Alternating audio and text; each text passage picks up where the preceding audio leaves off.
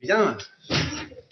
Bonsoir à tous et toutes dans l'Assemblée et de l'autre côté de l'écran pour la dernière des 4 conférences que nous avons organisées au lycée Fénelon de Paris dans le cadre de la Semaine contre les discriminations 2021, dans laquelle nous avons essayé d'aborder un certain nombre de sujets qui sont relatifs aux différentes formes de discrimination. Et cette dernière conférence pour cette année concerne un aspect qu'il ne faut pas négliger, à savoir, ma part en tout cas, du harcèlement sexuel, une forme de discrimination sur laquelle le débat MeToo a permis de lever le voile pour une bonne part depuis quelques années, mais sur laquelle il reste sans doute beaucoup à dire et beaucoup à réfléchir. Comme pour les précédentes conférences, nous partons de l'actualité brûlante pour découvrir les enjeux culturels, intellectuels qu'ils impliquent.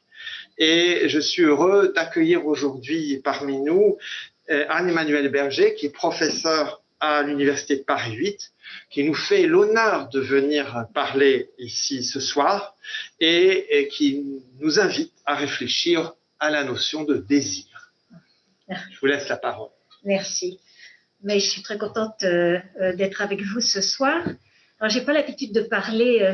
J'ai enseigné en Zoom toute l'année, pour vous dire la vérité. Donc, j'ai pas l'habitude de parler derrière un mouchoir. Si vous ne m'entendez pas, vous me le dites. Si vous le souhaitez, vous pouvez. Non, mais ça va. Vous pouvez tomber le masque. Hein. Ouais, là, il n'y a aucun danger. Hein, si ça vous Bon, alors peut-être. Allez-y, oui, voilà. On les veut complètement. Voilà. Bon, En plus, on vous verra. Plus facile, je pourrais respirer. Voilà. Très bien. Juste un petit mot sur la circonstance de la rédaction de ce petit topo que je vais vous faire. En fait, je l'ai écrit en anglais et je me suis ensuite auto-traduite. Et je l'avais écrit donc dans le cadre, enfin pour répondre à une demande, en l'occurrence la demande de constitution d'un volume qui en anglais s'appelle a handbook, donc littéralement un manuel, et qui porte, je vous l'ai amené si vous voulez regarder, qui porte sur la politique du mouvement MeToo. Et c'est un manuel qui a été publié par les éditions Routledge. Alors, je ne sais pas s'il y a parmi vous des anglicistes ou des américanistes, mais les éditions Routledge ont joué un rôle fondamental, je dirais, ces 40 dernières années, dans la diffusion dans le monde anglophone, donc anglo-américain, de je dirais, toutes les problématiques contemporaines et de tout ce qu'on a appelé en général la théorie. Voilà. Donc, si vous avez envie de regarder, je peux... Ce livre peut circuler. Je vois qu'on a de la musique pour nous accompagner, enfin j'entends plutôt. J'ai appelé cette conférence, enfin ce texte, sujet du désir, et avec un slash, une barre, sujet du féminisme, note sur la division du sujet de MeToo. Juste un petit mot sur ce titre, au cas où vous ne l'auriez pas reconnu, parce que je pense que ça ne fait pas partie nécessairement de vos listes de bibliographie. C'est une allusion à un titre et un sous-titre d'ailleurs du premier livre de Judith Butler qui a fait sa réputation d'ailleurs, Gender Trouble en anglais, donc trouble dans le genre en français. Le premier chapitre de ce livre qu'elle a écrit donc s'intitulait Subject of Sex, Gender, Desires, sujet du sexe, du genre et du désir, avec une sous-section intitulée Women as the Subject of Feminism, les femmes comme sujet du féminisme. Et je commence, vous verrez que c'est très franglais ce que je vais vous raconter. Donc c'est une série de notes. Je commence par la note numéro 1, que j'ai intitulée, et j'ai gardé le titre anglais, From Maids to Maiden. Maids, c'est les servantes, hein, si vous voulez, en anglais, et maiden, ce sont les jeunes filles. Alors, après l'arrestation de Dominique Strauss-Kahn en mai 2011 par la police de New York, au motif qu'il aurait violé Nafissatou Diallo, femme de chambre de l'hôtel dans lequel il résidait, Jean-François Kahn, éditorialiste réputé et fondateur de l'hebdomadaire Marianne, avait déclaré sur les ondes, alors peut-être que vous ne vous en souvenez pas, mais mes collègues ici s'en souviennent, qu'il ne s'agissait là, si la chose était avérée, que d'un banal cas de troussage de domestiques. La formule euphémistique et délibérément surannée invitait à ranger l'incident dans une case reconnaissable, voire même familière, et par conséquent rassurante. Il ne pouvait s'agir que d'un cas de « sexual business as usual », convoquant dans les classes cultivées françaises la mémoire de toute une littérature consacrée au phénomène, depuis les tentatives avortées du comte Almaviva auprès de Suzanne dans Le mariage de Figaro, doublé en cela par Chérubin, plus chanceux que son parrain auprès des filles et des femmes de toute classe sociale, jusqu'aux nombreuses nouvelles de Maupassant, contant le sort malheureux des servantes de ferme engrossées par leur maître et parfois, quoique rarement, épousées par eux. En d'autres termes, si le caractère désuet de la formule de Jean-François Kahn pouvait faire penser ou espérer que le troussage de domestiques appartenait à un temps révolu, il signifiait en tout cas qu'il n'y avait là rien de nouveau et surtout pas matière à étonnement ou scandale. Le troussage de domestiques, c'est, avec la visite au bordel, ce que se racontaient entre eux les bourgeois du XIXe siècle, écrivains et éditorialistes compris, on en a les traces dans les correspondances de ces derniers, voyez par exemple la correspondance de Flaubert, à l'instar aussi des personnages des romans de Maupassant, réunis après une partie de chasse pour s'échanger des histoires qui furent donc également lues par des femmes et qui continuent de l'être. Et pourtant, tout semble s'être passé comme si les femmes, par ailleurs grandes lectrices de romans et autres récits, qui lisaient ou lisent encore ces histoires ou même en entendent parler, ne reconnaissaient pas et ne se reconnaissaient pas dans l'expérience décrite, expérience dont elles avaient pourtant et continuent d'avoir une intime connaissance si l'on en croit les récits tranquillement impudiques des hommes. Est-ce parce que ce qui arrive à une domestique ou à tout autre membre de la classe servile ne suscite guère de sympathie dans la classe de ses employeurs potentiels, qu'ils soient femmes ou hommes, et parce que ce qui arrive aux domestiques ne saurait arriver à leur maîtresse? Il a fallu que Freud propose sa première théorie de la séduction, Verführungstheorie, à la fin du XIXe siècle, pour que l'on commence à comprendre pourquoi les femmes demeuraient aveugles et muettes à l'égard d'un type d'agression pourtant fréquemment subi par elles. Dans le sillage de sa découverte de l'étiologie sexuelle des symptômes hystériques et en écoutant ses patients, pour la plupart en l'occurrence des patientes, jeunes filles ou jeunes femmes issues de la classe bourgeoise, non plus des maids donc, mais des maidens, Freud découvrit à sa surprise l'étendue de l'abus sexuel souffert par les êtres de sexe féminin. À l'époque, l'abus ou l'agression allant de l'attouchement au viol avait lieu principalement dans le secret de la maison, place désignée des femmes, et il était commis, on n'en a pas fini avec ce scénario comme en témoignent les derniers scandales sexuels en France, par des membres ou des amis de la famille. La soumission des jeunes filles à l'ordre patriarcal, leur ignorance des choses du sexe ou leur ingénuité, les rendant incapables de reconnaître et de nommer ce qui leur arrivait, elles étaient alors privées de la possibilité de se défendre contre une agression qui souvent se répétait. Avec la blessure psychique infligée dès lors que l'agression physique ne pouvait être symbolisée, défaut de symbolisation aggravé par la honte attachée par la société bourgeoise occidentale aux actes sexuels, les conditions du refoulement étaient donc réunies et avec lui de la névrose, puisque c'est le refoulement qui enclenche la névrose en termes freudiens. Et pourtant, quelques années plus tard, Freud abandonna sa théorie de la séduction comme facteur étiologique de l'hystérie en faveur d'une autre théorie, du fantasme celle-là, et considéra dès lors que le récit péniblement articulé de l'agression de la jeune fille aux mains d'une figure paternelle était en réalité l'expression inversée, comme dans les rêves, du désir oedipien de la jeune fille à l'égard du père ou de ses représentants. C'est que, au dire de Freud lui-même, la plainte de ses patientes concernant l'abus sexuel était trop fréquente pour être vraie. Lui accorder crédit reviendrait à admettre l'existence d'une violence sexuelle systémique, comme on dit aujourd'hui, des hommes à l'encontre des femmes. Une telle pensée était sans doute insupportable pour Freud, comme pour beaucoup d'hommes de bonne volonté encore aujourd'hui. Je pense au billet de Frédéric Worms exprimant dans Libération, le journal Libération, au plus fort de la déferlante française de MeToo, sa sidération devant l'ampleur du phénomène de harcèlement subi par les femmes. C'était dans une page intitulée, un petit texte intitulé « Le temps du trouble », 23 novembre 2017, donc dans Libération. Donc, pensée insupportable pour Freud, comme elle l'était, pour des raisons différentes, pour les femmes subissant ces agressions. Par la suite, Freud minimisa le rôle des hommes en leur qualité de séducteurs actifs, qui plus est agressifs, et insista sur le fait que les femmes, ou plus précisément les mères, étaient les premières séductrices, bien réelles celles-là, de leur enfant, quel que soit le sexe ou le genre de ces derniers. Et je vous ai apporté ce petit passage de la nouvelle conférence sur la féminité de Freud. Alors, j'ai gardé, pour des raisons sur lesquelles je pourrais m'expliquer, la première traduction de ce texte en français. Donc, voici ce que dit Freud à la page 158 de cette édition, donc dans les nouvelles conférences de psychanalyse.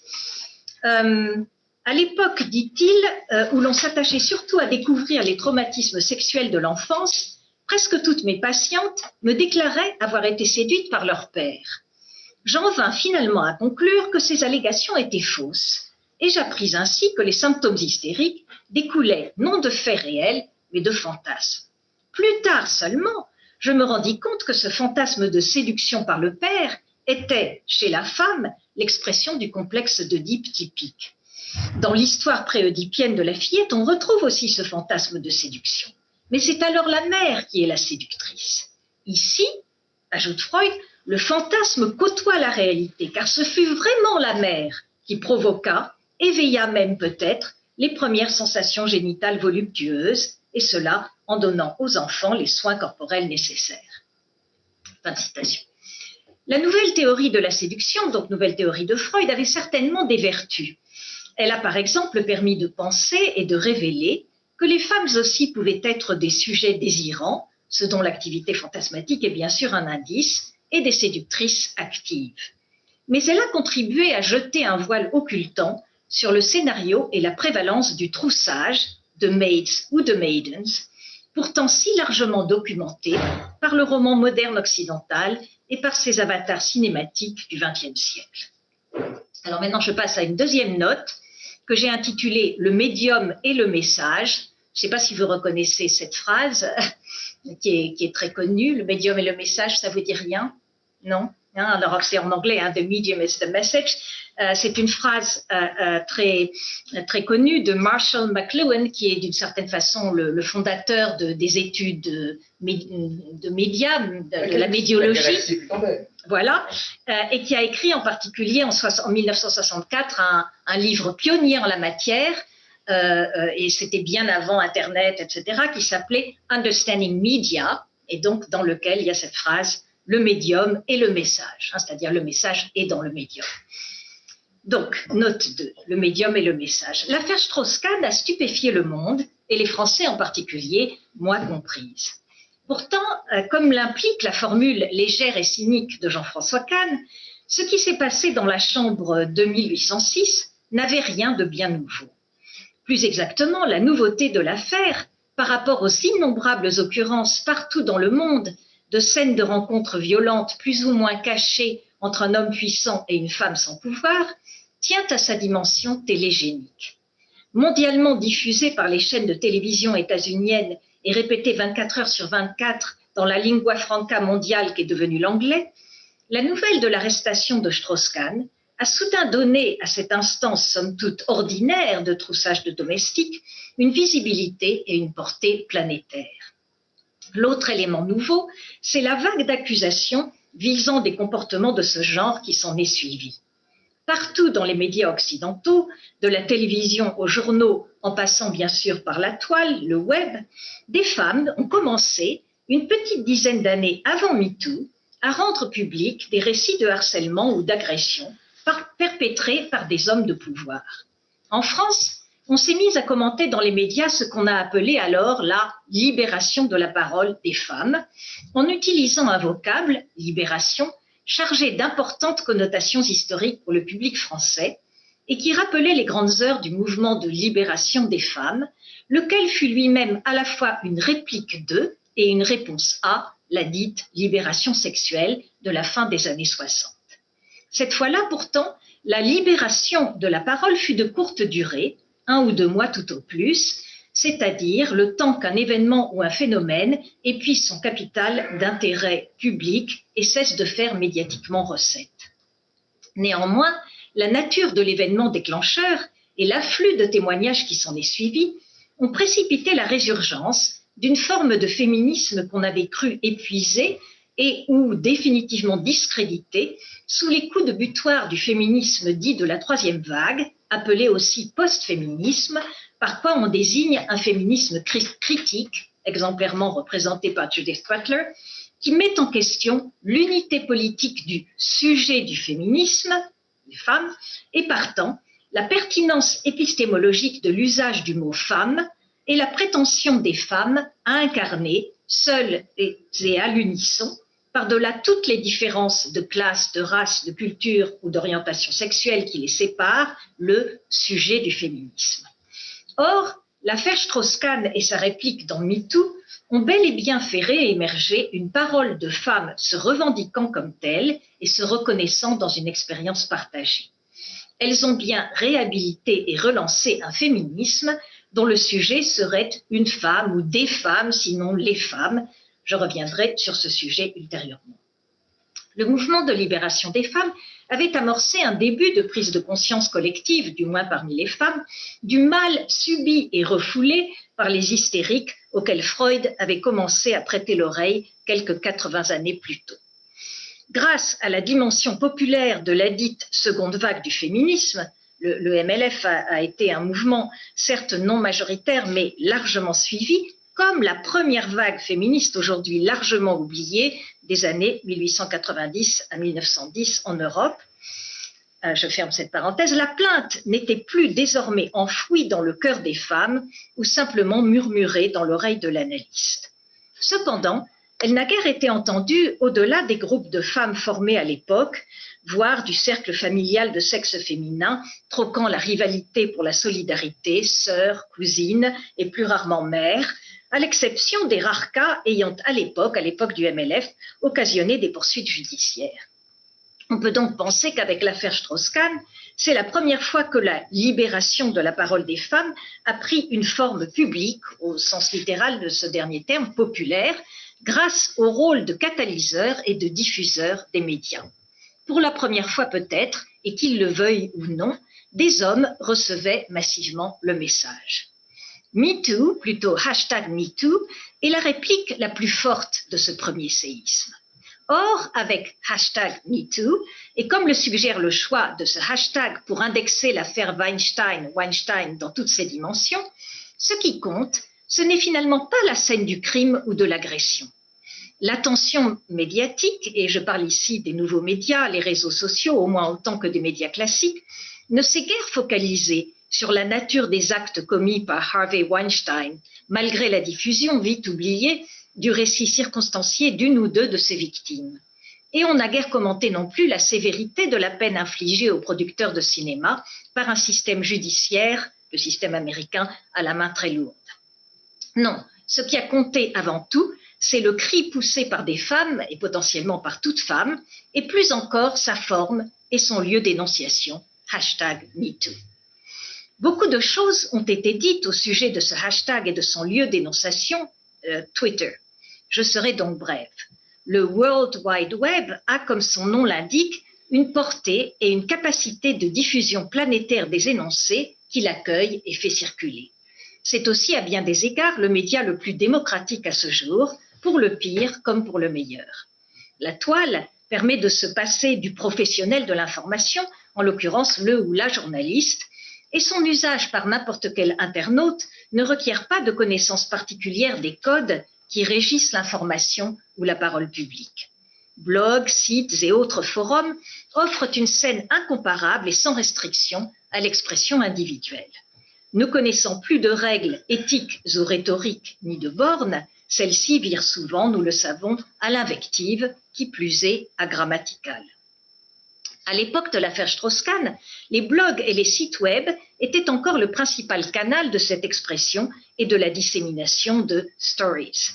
Mais avec l'invention technologique et la montée en puissance des réseaux sociaux, de Facebook et WhatsApp à Instagram et Snapchat, grâce aux nouveaux usages et à la sophistication grandissante des téléphones portables, on a fait un pas de plus dans l'effacement de la frontière entre sphère publique et sphère privée, entre discours autorisés et prise de parole sauvage, entre l'intime et l'extime, entre le particulier, ça m'arrive à moi, et le général, à moi aussi.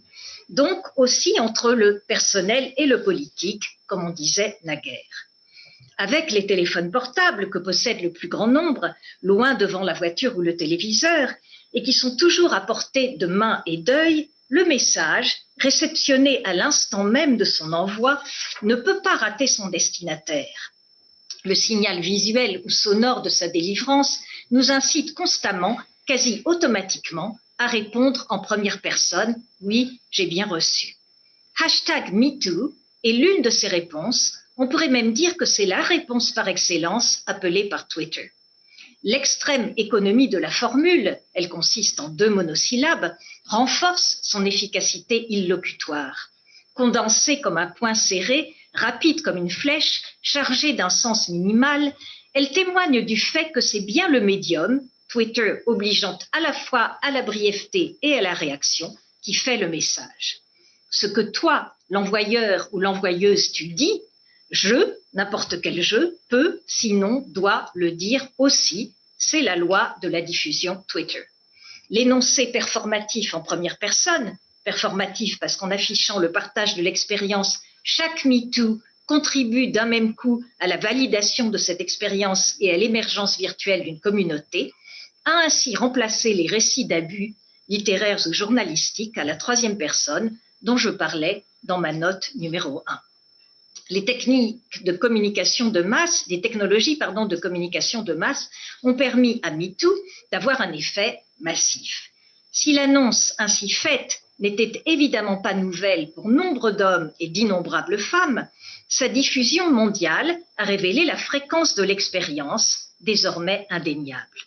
Des hommes de bonne volonté, j'y ai déjà fait allusion, qui découvraient l'ampleur du dommage infligé et subi, se sont alarmés de ce qui, soudain, apparaissait comme une espèce de rite de passage à la féminité, rite à la fois pratiqué et désavoué différemment par les 2 parties, femmes et hommes, par les 2 parties concernées, et comme destiné à consacrer, de façon violente et répétée, l'asymétrie de genre.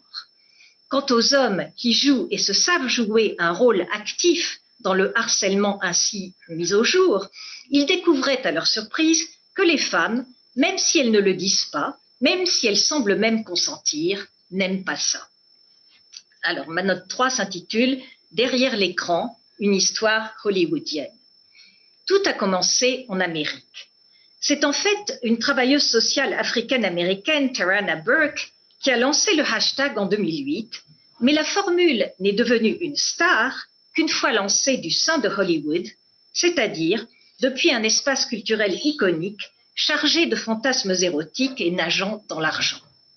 Hollywood, nous le savons, exerce une attraction mondiale et suscite de puissantes projections narcissiques et des investissements imaginaires de toutes sortes. Le casting initial de MeToo, un puissant producteur, un movie mogul, et des actrices tentant de percer à Hollywood, nous dit quelque chose de ce qui est en jeu dans cette scène. Une actrice, justement, ce n'est pas n'importe quelle femme. Il y a une longue histoire culturelle de la figure imaginaire et de la fonction sociale ambivalente de l'actrice dans l'Occident moderne. Le thème émerge, il me semble, au XVIIIe siècle.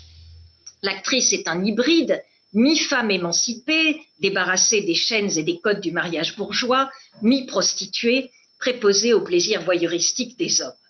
Le jeu d'acteur, par ailleurs, n'est pas simplement une fonction ou un métier parmi d'autres dans l'arène sociale, mais l'essence même, ou plus justement, comme disait Shakespeare, le stuff, littéralement l'étoffe dont se compose l'interaction sociale, la présentation de soi et le genre comme mascarade, pour parler à la fois comme Irving Goffman et comme Jacques Lacan. L'art du cinéma s'est d'emblée coulé dans le moule d'une industrie capitaliste aux États-Unis. À la faveur de l'invention des gros studios de cinéma et de la diffusion très vite mondiale des productions cinématographiques, une nouvelle figure a émergé, celle de la star, paradigmatiquement féminine, dont la désignation anglo-américaine, star, signale la provenance. Dans son essai pionnier, Visual Pleasures and Narrative Cinema, paru pour la première fois en 1975, c'est aussi l'année de la parution du Rire de la Méduse d'Hélène Cixous et du Traffic in Women de Gail Rubin, donc une année clé pour la production, je dirais, théorique de la pensée féministe du MLF. Dans son essai pionnier, donc, la spécialiste féministe d'analyse filmique Laura Mulvey, britannique, c'est elle qui a lancé la branche féministe des Film Studies, a entrepris d'analyser le fantasme sexuel inconscient et les mécanismes à l'œuvre dans la fabrication de la star hollywoodienne. S'appuyant sur les remarques de Freud concernant la scopophilie, néologisme inventé par Freud pour l'occasion, elle s'est intéressée à l'érotisation du regard, c'est ça la scopophilie, sur son double versant, plaisir de regarder, plaisir d'être regardé, pour mettre en lumière la façon dont les productions hollywoodiennes activaient ce qu'elle a appelé, d'une formule qui a fait recette, un male gaze. Loin de refléter seulement la partition entre un sujet masculin et un objet féminin du désir, ce regard masculin participerait à la production et au maintien de cette division des rôles. Selon elle, le male gaze hollywoodien correspond à deux types de fantasmes inconscients. D'un côté, il relève d'un voyeurisme de type sadique, qu'elle analyse comme un mécanisme de défense de l'homme contre la castration présumée de la femme. Et Mulvey repère l'activation de ce scénario fantasmatique dans le genre si typiquement hollywoodien du film noir, qui met en scène des détectives découvrant les manœuvres obscures et les crimes cachés de personnages féminins ainsi pris en défaut. De l'autre, mais cela revient au même, le personnage féminin est fétichisé et le film joue de son glamour comme d'une parade contre l'insoutenable possibilité de la castration féminine. Dans son petit essai sur le fétichisme, Freud, on s'en souvient, avait suggéré le rapport de l'intérêt pour tout ce qui brille, glance on the nose, alors en allemand glance on der Nase ou quelque chose comme ça, avec le mécanisme, avec le mécanisme de défense et d'investissement fétichiste. Une étoile, a star, par définition, ça brille. Dans les deux cas, d'évaluer ou survaloriser, la femme projetée sur l'écran serait le produit du désir et de la terreur masculine. En d'autres termes, le cinéma hollywoodien aurait rendu visible et par là même attirant les mécanismes qui participent à la promotion, la reconnaissance et même la définition exclusive des femmes comme objet du désir masculin, selon une économie phallocentrique que la psychanalyse a contribué à déchiffrer.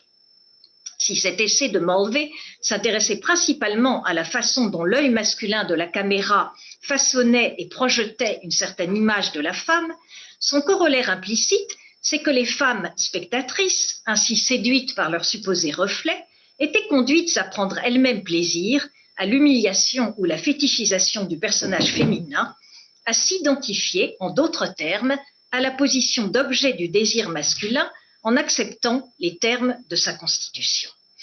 Lorsque, dans ce contexte, des femmes rêvant d'être actrices cherchaient et cherchent encore à décrocher le rôle féminin, le rôle de la star ou de la femme avec un grand F, c'est donc le rôle qu'elles désirent et sont prêtes à endosser. Faut-il s'étonner alors que dans les coulisses et derrière l'écran, le harcèlement sexuel et parfois le viol était si souvent le lot des aspirantes actrices, voire des actrices confirmées, mais toujours en quête de réassurance sur leurs valeurs érotiques et marchandes, aux mains de leurs marionnettistes pygmalions, metteurs en scène ou producteurs. Comme s'il fallait que l'agrandissement de la star sur l'écran passe par la réduction, derrière l'écran, de la femme réelle, manière de l'ajuster au cadre requis. Pas étonnant que ce soit depuis ce lieu si emblématique, Hollywood, que la plainte de MeToo et commencer à se faire entendre. Et pour des raisons de classe, comme pour des raisons narcissiques, raisons qui se croisent d'ailleurs, il a sans doute été plus facile aux femmes qui se sont dit et qui ont publiquement déclaré « Me Too » de s'identifier à une star avouant son humiliation qu'à une domestique qui raconte la même histoire.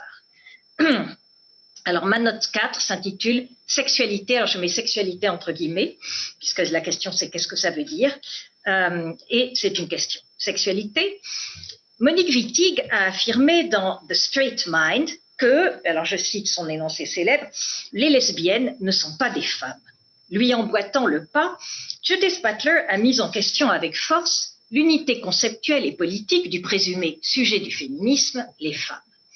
Si le féminisme des années 70 avait déjà contesté l'idée qu'on pouvait fonder en nature le concept de femme et qu'il suffisait alors de travailler à l'éveil critique de cette classe naturelle pour garantir l'unité politique du mouvement de libération des femmes, le temps était venu, dès les années 80, de mettre l'accent sur l'hétérogénéité irréductible de l'expérience des femmes. L'expérience particulière des femmes noires, la spécificité de leur position sociale et de leur définition culturelle ne devaient plus demeurer effacées par un féminisme blanc se croyant universel. Le discours et les préoccupations hétérocentrées du féminisme dit de la seconde vague, avec sa lutte pour l'avortement, ne laissaient pas assez de place à l'expérience lesbienne et aux revendications contre les discriminations dont cette minorité sexuelle faisait l'objet. Cette critique interne des taches aveugles du féminisme occidental a eu sa nécessité et a produit quelques avancées conceptuelles et politiques majeures, ouvrant la voie à la pensée queer d'une part, aux analyses intersectionnelles de l'autre. Et pourtant, avec MeToo, je le notais un peu plus haut, c'est comme si le vieux sujet du féminisme, en l'occurrence les femmes, toutes les femmes, avait fait retour sur la scène politique et philosophique. Après tout, ce que semble dire et montrer MeToo, c'est que qui que vous soyez, noir comme Anita Hill, vous vous rappelez, vous savez qui c'est Anita Hill? Non, alors je le redis. Et ça, justement, c'était l'époque de. Il n'y avait pas les médias actuels, mais par contre la télévision, et ça aussi, en tout cas aux États-Unis, ça a été une histoire qui a tourné en boucle 24 heures sur 24. Je ne me rappelle plus quand c'était dans les années 80, fin des années 80, je pense. Anita Hill était une femme noire juriste. À un certain moment, ça devait être George Bush Senior, ça devait être le premier George Bush, ou est-ce que c'était Reagan, je ne me rappelle plus. Bref, en tout cas, un président américain républicain, conservateur, a voulu nommer à la Cour suprême un juriste, donc un juge qui s'appelait Clarence Thomas, et qui était noir lui aussi, qui était un conservateur, très très conservateur, et il a été accusé de harcèlement sexuel. C'est le premier grand procès, si vous voulez, public, par cette femme, noire aussi. Donc, elle a à l'époque perdu son procès. Il est devenu juge, il est membre de la Cour suprême des États-Unis, il est parmi les plus conservateurs. À l'époque, on avait accusé Anita Hill de diviser les Noirs, de cesser d'être noirs à partir du moment où elle faisait donc ce procès à effectivement Clarence Thomas, qui est devenu le premier homme noir à siéger à la Cour suprême, mais qui a donc montré patte blanche, si j'ose dire, d'une part par ses positions ultra-conservatrices et aussi par ses positions anti-avortement, misogynes, etc. Bref, alors je reprends maintenant. Donc, ce que semble dire et montrer MeToo, c'est que qui que vous soyez, noir comme Anita Hill, ou blanche comme Alyssa Milano, celle qui a lancé l'affaire MeToo à Hollywood, célèbre comme Gwyneth Paltrow, ou misérable comme Nafissatou Diallo, et même lesbienne ou queer, comme c'est le cas d'un certain nombre d'actrices à Hollywood ou dans le monde du cinéma français, on pense à Adèle Haenel, cela peut, pourquoi est-ce que je dis Haenel, cela peut vous arriver à vous aussi, à moi aussi, que les agresseurs soient eux-mêmes blancs comme Weinstein ou noirs comme Bill Cosby. Quant aux femmes trans, dès lors qu'elles aussi jouent le rôle de la femme avec un grand F, il n'y a pas de raison que l'expérience leur soit épargnée. La reprise mondiale du hashtag semble en ce sens conforter le féminisme d'une Catherine McKinnon, un féminisme à la fois radical et universaliste, fondé sur l'idée que toutes les femmes partagent la ou les mêmes expériences définitionnelles, en particulier l'expérience de la sexualité, conçue par McKinnon comme le lieu d'exercice par excellence de la domination masculine et comme la matrice de l'asymétrie de genre qui résulte de la soumission sexuelle des femmes. Alors, je ne sais pas si vous savez qui est Catherine McKinnon, c'est quelqu'un de très important aussi sur la scène, et pas seulement sur la scène féministe, hein, mais sur la scène politique et juridique, au moins occidentale. C'est une juriste de formation, c'est une universitaire. Elle est la première à avoir formalisé la notion de harcèlement sexuel, enfin de harcèlement au travail, d'ailleurs de harcèlement moral et de harcèlement sexuel, en particulier en faisant apparaître que généralement ça se passait entre une personne en position de pouvoir, enfin un homme selon elle, et une femme. Et elle a été, c'est elle qui a, si vous voulez, comment dire, ouvert la voie à toute une législation, d'abord aux États-Unis et ensuite dans le monde occidental, y compris, en tout cas au sein des universités américaines, visant donc à lutter par des moyens juridiques contre le harcèlement sexuel. Elle a été aussi très très active dans les mouvements de l'époque anti-pornographie, donc ça c'est dans les années 80 aux États-Unis, et là aussi en tentant de promouvoir des réponses juridiques à ce qu'elle considérait comme une exploitation du corps des femmes. Alors je reprends maintenant. Donc, l'expérience de la sexualité, disais-je, conçue par McKinnon comme le lieu d'exercice par excellence de la domination masculine et comme la matrice de l'asymétrie de genre qui résulte de la soumission sexuelle des femmes. La scène primitive de MeToo, telle qu'elle s'est jouée à Hollywood, et la réaction planétaire qui s'en est suivie, font irrésistiblement penser au célèbre chapitre, alors pas pour tout le monde, mais son grand livre de Catherine McKinnon s'appelle Toward a Feminist Theory of the State, vers une théorie féministe de l'État, chapitre qui s'intitule Sexualité, et dans lequel McKinnon définit la sexualité non seulement comme le lieu, mais comme la forme paradigmatique de la domination masculine. Voici ce qu'elle écrit sans s'embarrasser de nuances. Je vous le cite en anglais parce que la phrase anglaise a une certaine force, et puis je traduis. Alors voici. How are the qualities we know as male and female socially created and enforced on an everyday level? Sexual objectification of women, first in the world, then in the head, first in visual appropriation, then in forced sex, finally, in sexual murder, provides answers. Alors, comment les qualités que l'on reconnaît, enfin, que l'on désigne sous le nom de masculine ou féminine, sont-elles socialement créées et sont-elles, impliquées, imposées à un niveau quotidien? L'objectification sexuelle des femmes, d'abord dans le monde, ensuite dans la tête, d'abord par l'appropriation visuelle, ensuite par le sexe forcé et finalement par le crime sexuel, nous donne des réponses. Fin de citation. On pourra objecter que le drame hollywoodien s'est quelque peu écarté du scénario sexuel décrit et théorisé par McKinnon. Car après tout, au moins 2 épisodes dans la série médiatique générée par MeToo se prêtent mal à une lecture McKinnonienne de la sexualité comme forme et expression de la domination hétérosexuelle. Je songe à la dénonciation publique de Kevin Spacey par d'autres acteurs de sexe ou de genre masculin, ou encore à l'accusation dont Asia Argento, protagoniste de la première heure du MeToo dans sa version originale, a fait l'objet de la part d'un jeune aspirant acteur qui a accusé celle-ci de l'avoir forcée à avoir un rapport sexuel non désiré avec elle. Si tous les prédateurs ne sont pas des hommes, et si toutes les proies ne sont pas des femmes, qu'est-ce que cela dit de ou fait à MeToo?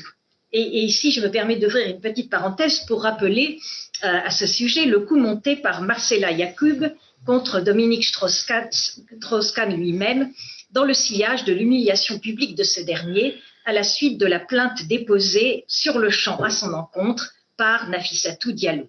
Alors j'imagine que vous savez qui est Marcella Yacoub, c'est une juriste de formation qui se dit féministe, c'est une essayiste qui cultive le registre de la provocation et qui a pignon sur rue dans les médias français. Elle a longtemps tenu une tribune dans Libération. Elle a alors, d'après le récit qui en a été fait après coup dans les médias, dans le Nouvel Obs en particulier, décidé donc à l'époque, encore une fois, de l'affaire Strauss-Kahn, elle a décidé de lancer une expérience et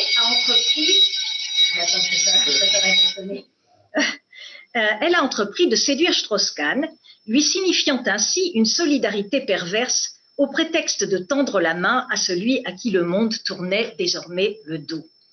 En détective sauvage ou romancière néo-naturaliste, un contrat d'édition en main en cas de succès, la voilà qui se met à étudier le cas de l'intérieur. L'entreprise ayant pleinement réussi, elle en a donc tiré un livre, rédigé et publié dans la foulée, qui s'intitule « Belle et bête ». Le livre a connu un succès aussi éphémère qu'éclatant.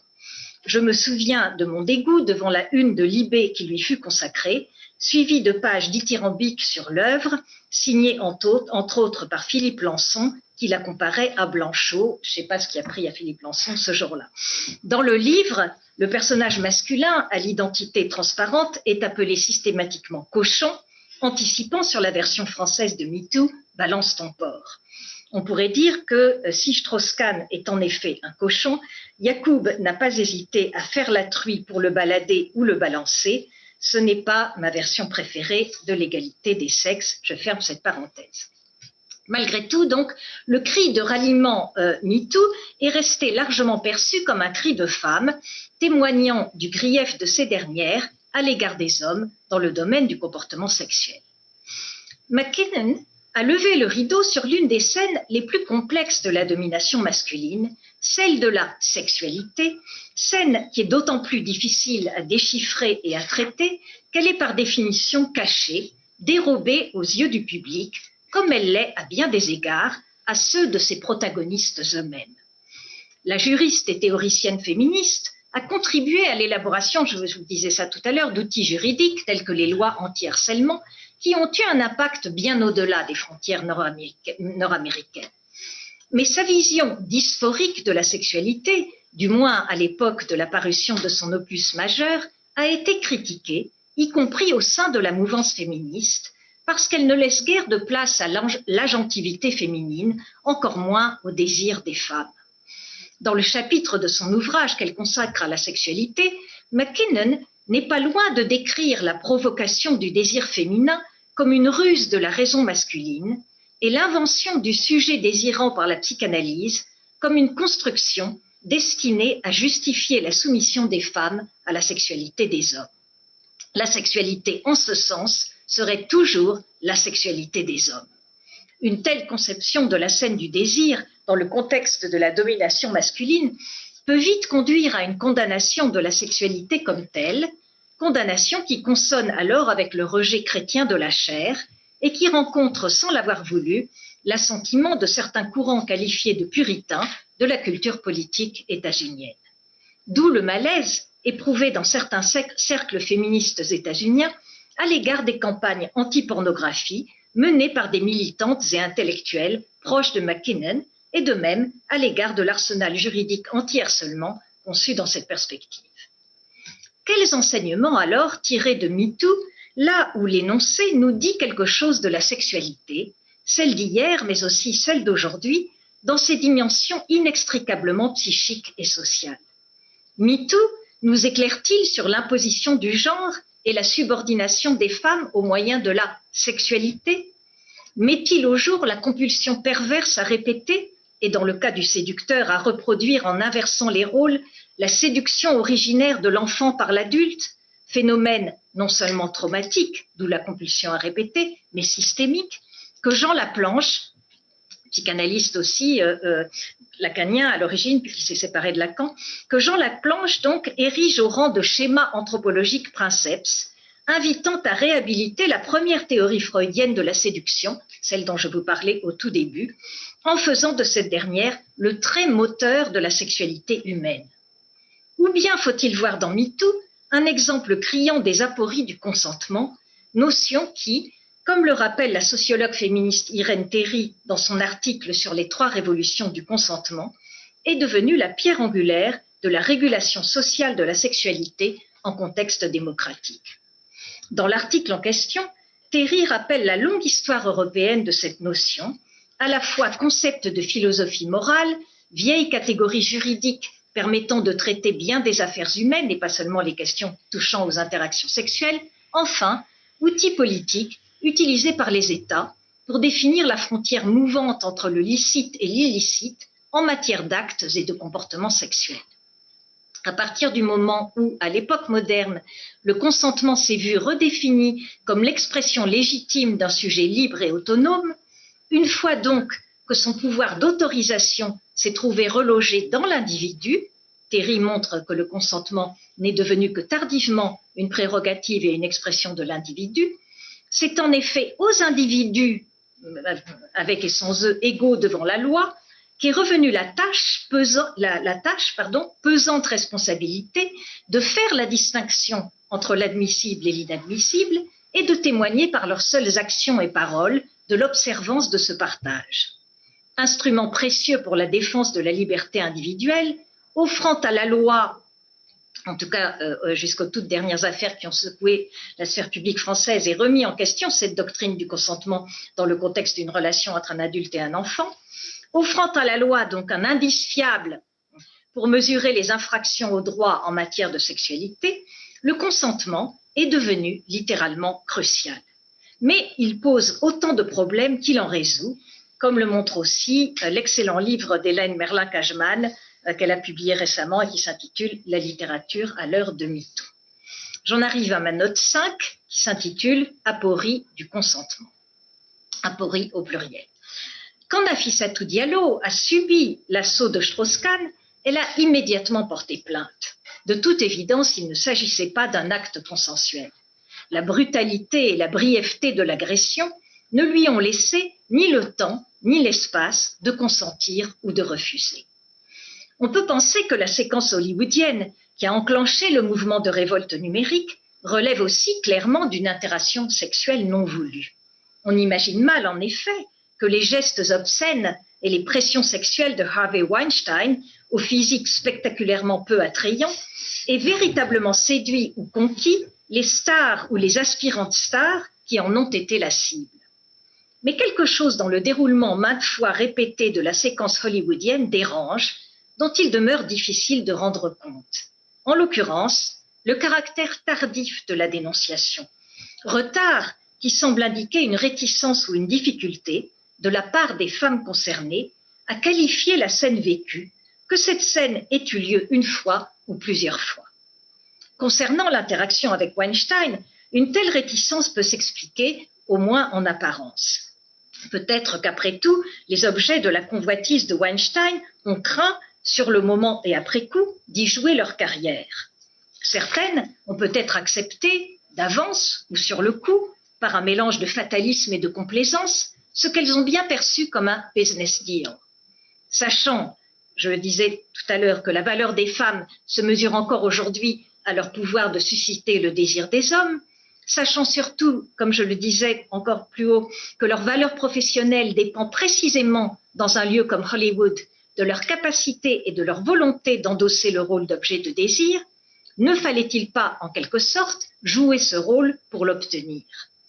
Quel que soit le degré de lucidité ou la part de calcul dans le comportement de ces femmes, la réticence à porter plainte devant l'opinion ou la justice, manifeste dans le caractère tardif de la révélation, signale sans doute leur participation, aussi divisée ou conflictuelle soit-elle, à des actes qu'elles finiront par désavouer consciemment et publiquement.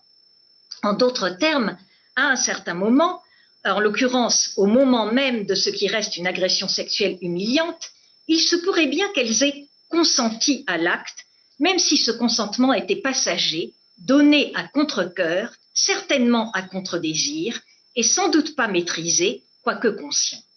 Et c'est précisément cette zone grise du consentement qui permet à une scène d'agression sexuelle d'être requalifiée par le tribunal de l'opinion ou de la loi, et jusqu'à un certain point par les femmes elles-mêmes, en scène de séduction, scène à laquelle elles auraient finalement succombé, comme le dit si bien notre langue. De fait, le problème réside à la fois dans la limitation et les ambiguïtés de la notion de consentement. Celle-ci présuppose, on l'a dit, la capacité à exercer son libre arbitre. Cette capacité a plus de chances d'être mise à l'épreuve dans le cadre d'une rencontre sexuelle que lorsqu'il s'agit, par exemple, de signer un contrat d'achat ou de vente. Freud et plus tard Laplanche ont exploré la structure traumatique inconsciente. Cette formule d'ailleurs est presque un pléonasme, le trauma psychique et l'inconscient étant deux figures d'un même inassimilable psychique.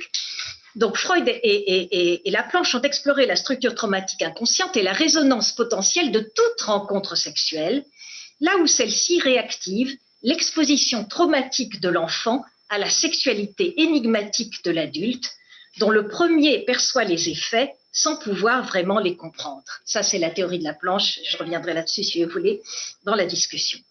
Le retard de la réaction des femmes témoigne peut-être lui aussi de la dimension traumatique de l'interaction sexuelle, selon la Nachträglichkeit, donc Nachträglichkeit, mot allemand, qui veut dire l'effet d'après-coup. Selon la Nachträglichkeit propre à la temporalité du trauma psychique analysé par Freud, l'événement donc n'arrive qu'après coup, en différé au sujet, et pas forcément d'ailleurs à sa conscience. Voilà. Ce retard peut être également dû au différentiel de pouvoir entre les participantes et participants à la scène, différentiel qui caractérise aussi, au demeurant, la scène de séduction qui se joue, selon Freud et Laplanche encore, entre l'adulte et l'enfant, séduction d'ordinaire implicite, non reconnue comme telle par ses acteurs, mais parfois explicite. Le consentement, nous le savons, présuppose, ou mieux encore, réalise de façon performative l'égalité formelle des parties en jeu, l'acte de consentir rentrant bien dans la définition des performatifs au sens que le linguiste Austin, le philosophe du langage plutôt, a donné à ce terme.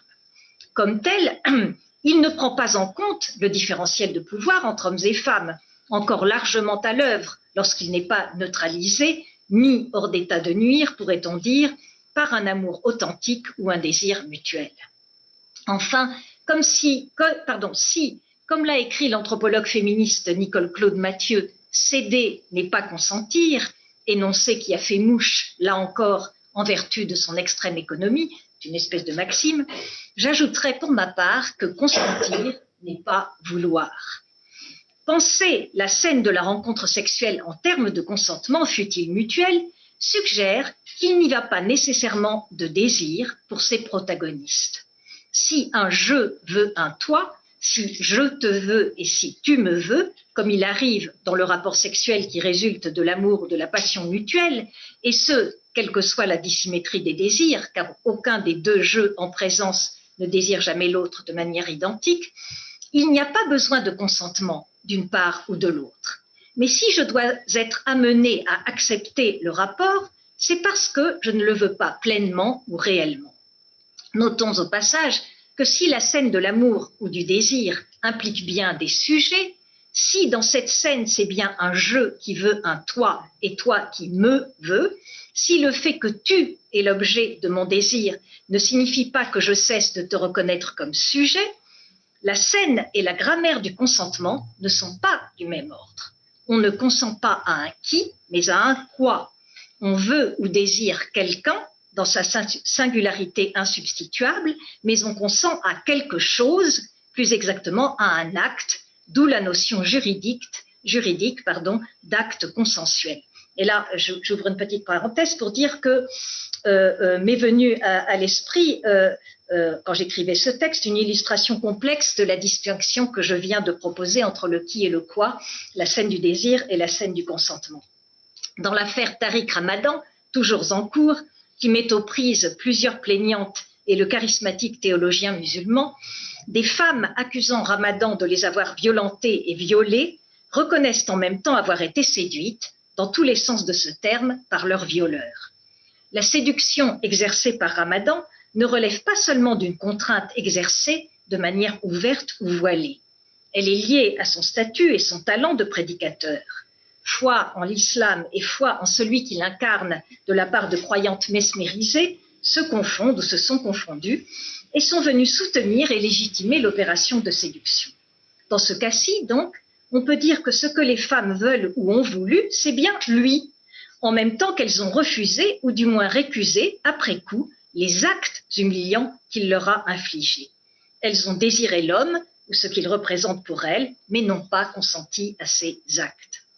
Le résultat, c'est que si un non est un non, mais ici il faudrait encore nuancer mon propos et tenir compte des conditions culturelles d'énonciation du désir, comme nous le montre encore une fois Hélène Merlin, Cajman avec une grande subtilité dans la littérature à l'heure de MeToo, dans son analyse de l'Oaristis d'André Chénier, le oui, ou plutôt le d'accord, je veux bien, n'est pas un je veux.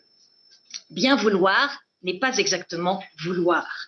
L'acceptation ou la concession contiennent toujours la possibilité d'un non qui s'ignore ou qui se trouve en quelque sorte désactivé au moment où je donne mon consentement, mais qui peut ressurgir sous la forme d'un regret, d'une auto-accusation, un sentiment de culpabilité, ou encore sous la forme, toujours différée, d'une accusation portée contre le séducteur. Si la temporalité et le mécanisme d'une telle plainte en différé sont analysables en termes psychanalytiques, ils sont bien plus difficiles à plaider devant un tribunal, a fortiori celui de l'opinion.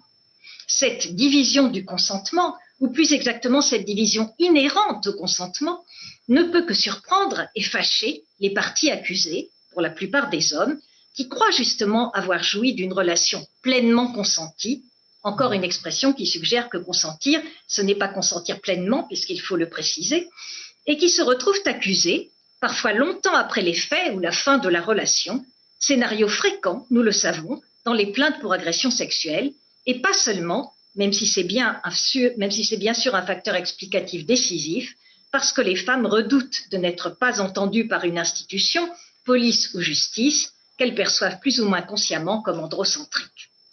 Et maintenant, ma dernière note, la note 6, s'intitule « Vers une nouvelle théorie et une nouvelle pratique de la séduction », entre parenthèses hétérosexuelle. Si ce que MeToo révèle et dénonce peut arriver et est arrivé à presque toute personne identifiée d'une manière ou d'une autre comme femme au cours de sa vie, l'événement culturel et politique que constitue cette prise de parole numérique ne semble guère avoir suscité d'intérêt dans les cercles queer, qu'il s'agisse de penseurs, penseuses ou d'activistes.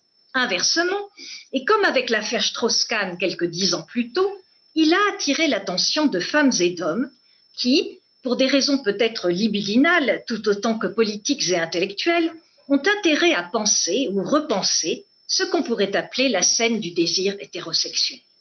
Car ce que MeToo rend finalement clair, c'est qu'il y a quelque chose de décidément mal ajusté dans la rencontre hétérosexuelle.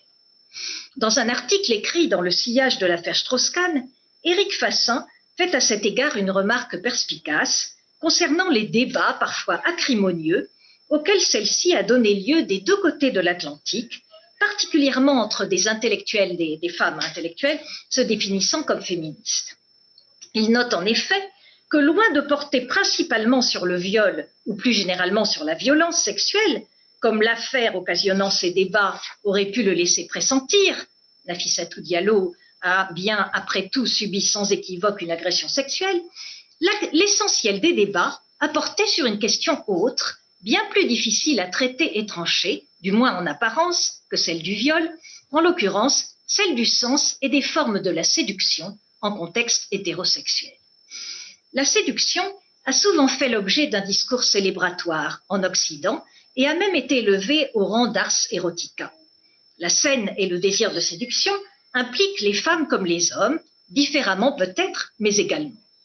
Un certain nombre de femmes intellectuelles françaises se disant féministes, parmi lesquelles Irène Théry, mais aussi Claude Habib et Mona Ozouf, ont rédigé alors une tribune, donc c'était en 2011, à l'époque de l'affaire Strauss-Kahn, dans laquelle elles disaient leur réticence à renoncer au plaisir et aux bénéfices de la séduction. un nombre également important d'intellectuelles féministes états-uniennes, à commencer par Joan Scott, une historienne très connue, qui est une de celles qui a donné d'ailleurs une des définitions du genre qui ont fait date. Elle définit le genre comme une façon primordiale de signifier des rapports de pouvoir.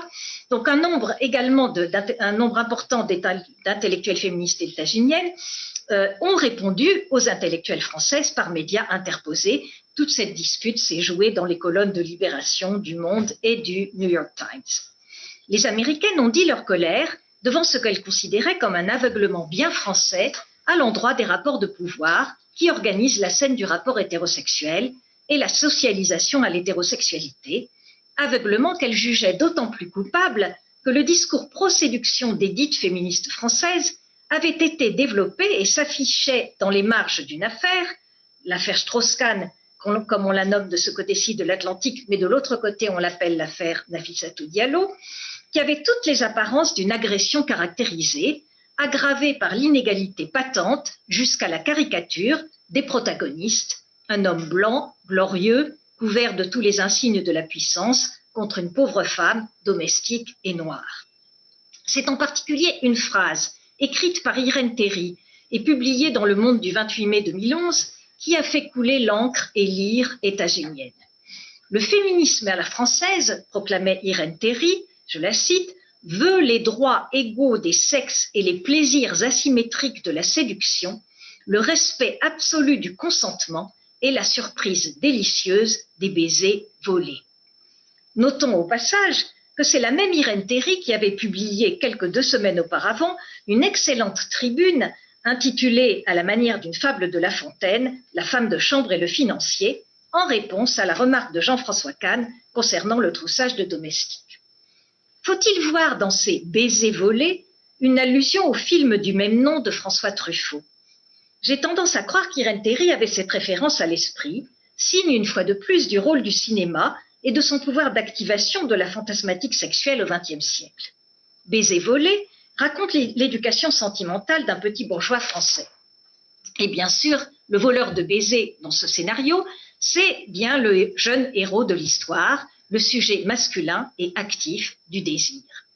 Cette représentation intertextuelle ou plutôt intermédiale de la séduction par une spécialiste éminente de la famille et des relations de sexe et de sexualité en Europe convoque un imaginaire somme toute conventionnel, celui d'un univers dans lequel ce sont les hommes qui volent et les femmes qui sont ravies, ravissement euphorisant si l'on en croit Théry, mais qui se trouve néanmoins troublé, sinon hanté, par la menace que constitue son double dysphorique, le viol. Le fait que la polémique autour de la séduction soit née dans le sillage de l'affaire Strauss-Kahn signale bien l'inquiétante parenté de la séduction entendue comme vol de baiser et de l'agression.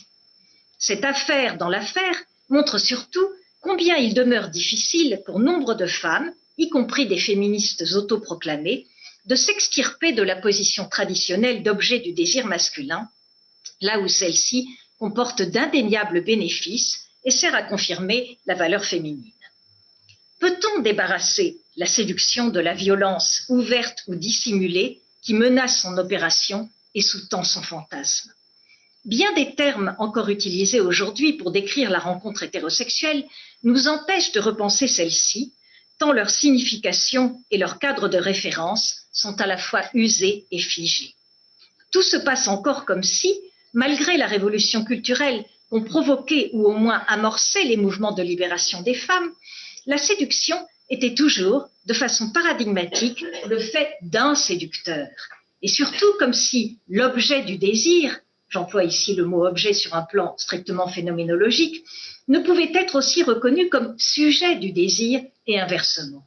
Comme si, enfin, les séducteurs et les séductrices n'étaient pas aussi toujours des séduits, comme si, de fait, ils et elles n'avaient pas d'abord commencé par être séduits, c'est-à-dire par être introduits et conduits de tours en détours, led astray, comme on dit en anglais, à la sexualité humaine, celle-ci, nous avertissait Freud il y a plus d'un siècle, ne marchant jamais droit, straight. Et pourtant, bien sûr, les femmes aussi peuvent être et ont été des séductrices actives, et pas seulement les mères avec leurs enfants, comme l'affirmait Freud.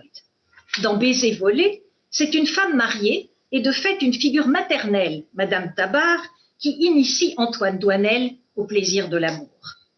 Est-ce à dire que la séduction, au moins dans un contexte hétérosexuel, implique toujours un différentiel de pouvoir et une figure incarnant le pouvoir, qu'il s'agisse de la mère ou du maître? Si Éric Fassin a sans doute raison de penser qu'on n'échappe pas plus aux rapports de pouvoir, qu'il distingue cependant subtilement dans le sillage de Foucault des rapports de domination, dans le domaine des relations sexuelles que dans celui des autres relations sociales, la scène de la rencontre sexuelle, qu'elle soit ou non hétérosexuelle, devrait pouvoir être une scène dans laquelle les femmes n'ont pas peur d'énoncer leurs désirs, où les rôles puissent non seulement être échangés mais brouillés, sinon abandonnés, du moins justement là où ce qui est en jeu, c'est le désir de l'autre et pas seulement le désir de l'acte ou la volonté de pouvoir, là où la libido est tournée ou détournée, qu'importe, vers un objet spécifique auquel on puisse reconnaître la liberté d'être un sujet du désir et un sujet du féminisme. J'ai terminé.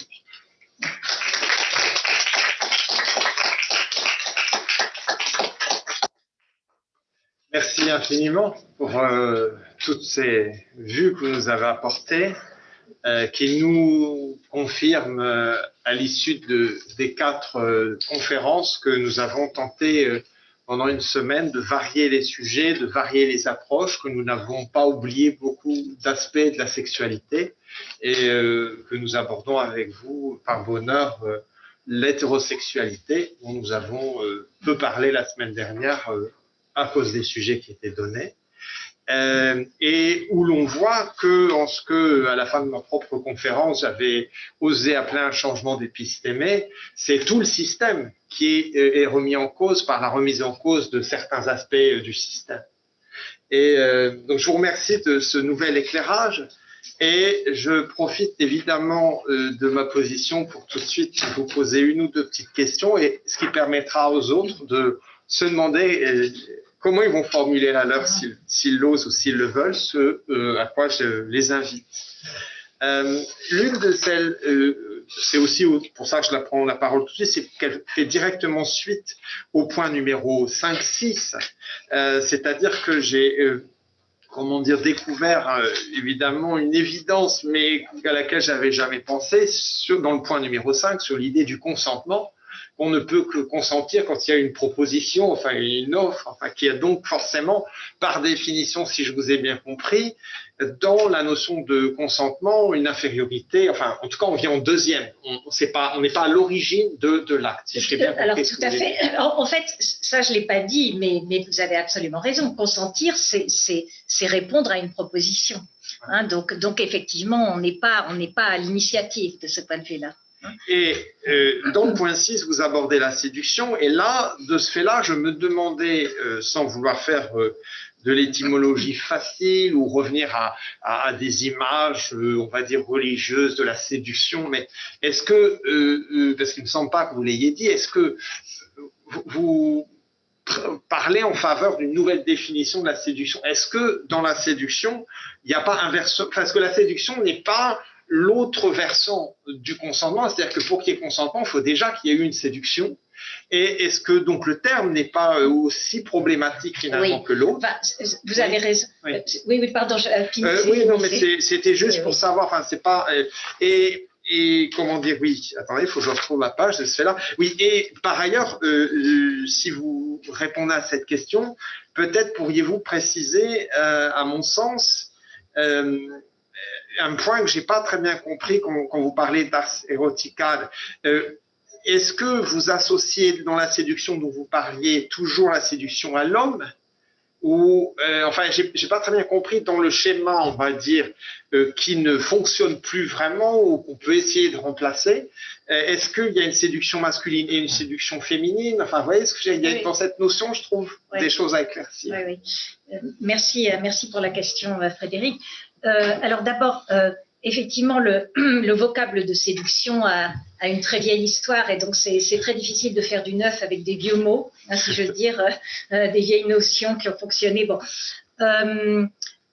alors plusieurs choses. D'abord, c'est ce qui est c'est pas par exemple un vocabulaire. Personnellement, je suis pas sûre que j'aurais écrit un article avec le titre.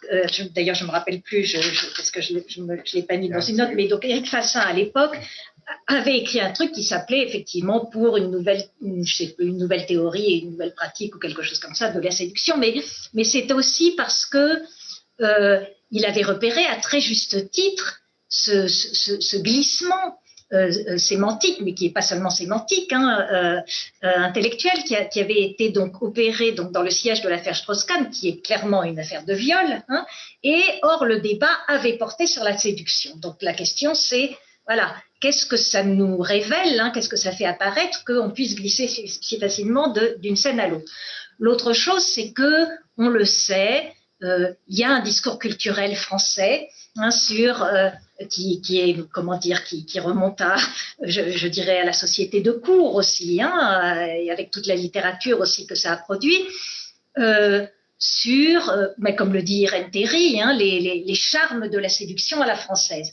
Dans ces cas-là, la séduction, alors je réponds aussi à une des questions que vous posiez, même si je dirais que de façon comme ça spontanée, la plupart du temps, et ça a d'ailleurs été thématisé, pensez, je parlais de Beaumarchais, dans Beaumarchais,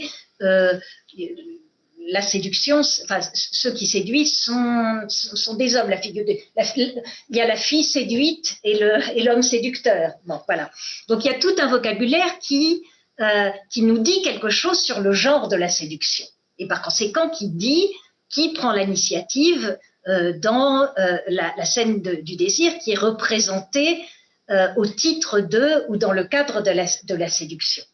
Alors en même temps, comme vous le dites, il n'y a pas évidemment de raison à ce que ça soit comme ça. Il y a aussi toute une littérature concernant les femmes séductrices. Cela dit, et justement là aussi le langage est intéressant. On parle, une femme fatale, ça c'est les femmes de Hollywood, n'est pas une séductrice, c'est autre chose. La femme fatale, elle fait justement courir un risque. On retrouve aux hommes qui risquent d'y perdre justement leurs moyens. Donc là, on retrouve la problématique développée par Laura Mulvey. Cela dit, ça ne veut pas dire qu'évidemment, il n'y a pas de séduction au féminin, de femmes séductrices. Freud lui-même, dans son espèce de perspicacité candide, si on peut dire, ayant signalé que, derrière la figure de l'homme séducteur se cache peut-être après tout celle de l'archifigure, si vous voulez, de la femme séductrice. Mais évidemment, pour Freud, il pense ça, si vous voulez, c'est la figure maternelle évidemment qu'il a à l'esprit, et c'est donc je dirais c'est le petit garçon de Freud ici qui parle, mais évidemment on pourrait étendre cela. Alors je disais ars erotica tout simplement parce que on voit bien avec à la fois les propos d'Irène Théry, mais aussi les livres de Claude Habib, qui est d'ailleurs spécialiste du XVIIIe siècle, ou ceux de Mona Ozouf, etc., qui a toute une mythologie, justement, de la conversation entre les sexes en France comme forme, si vous voulez, policée de séduction mutuelle. Par ailleurs, le mot séduction, je dirais, a quand même un intérêt.